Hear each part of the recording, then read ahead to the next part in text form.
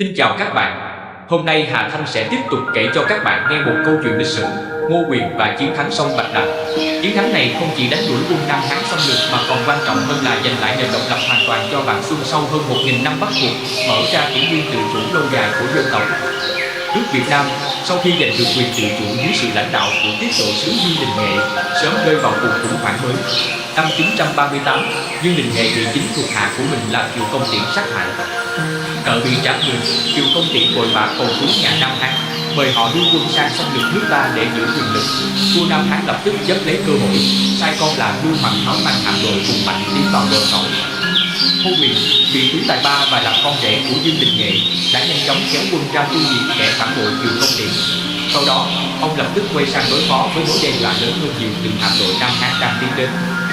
Ngô Quyền nhận ra rằng giao chiến trực tiếp sẽ bất lợi. Ông đã chọn một cách khôn ngoan sông Bạch Đằng, một cửa sông hiểm yếu với bãi đường rộng và thủy triều lên xuống nhanh chóng làm chiến trường. Ông đã nghĩ ra một chiến thuật thiên tài và chưa từng có, trận địa cộng gỗ. Ông lệnh cho binh lính và dân chúng bí mật chặt hàng ngàn cây gỗ lớn, gót nhọn đầu và bịch sắt. Những cọc này được đóng dày đặt xuống lòng sông, chôn giấu một cách chiến lược bên dưới mực nước triều lên cao nhất. Khi hạm đội khổng lồ của Nam Hán tiến vào, Ngô Quyền dùng các thuyền nhỏ nhanh hơn ra giao chiến, giả vờ yếu thế và rút lui. Thành công những đội quân Nam Hán quá tự tin tiến sâu vào lòng sông, chính xác vào khu vực bãi cọc đã được che giấu. Lợi dụng lúc thủy triều bắt đầu rút nhanh, quân Ngô Quyền phát lệnh tổng tiến công. Thuyền chiến của quân Nam Hán nay bị mắc kẹt bởi mực nước giảm, đã bị cọc gỗ ngầm đâm thủng và xé toạc. Các chiến thuyền nặng nề chậm chạp không thể xoay trở trong vùng nước cạn nguy hiểm. Quân Việt sau đó phát động một cuộc phản công dữ dội, phối hợp từ hai bờ sông. Hoàng tử Lưu Hoàng Tháo bị giết và toàn bộ hạm đội Nam Hán bị tiêu diệt. Kiệt tác chiến lược này của Ngô Quyền đã đánh dấu sự kết thúc dứt khoát của sự cai trị từ phương Bắc. Sau đó lên ngôi vua năm 939, lập nên nhà Ngô, mở đường cho Việt Nam trở thành một quốc gia độc lập và tự chủ lâu dài. Bài học truyền cảm hứng.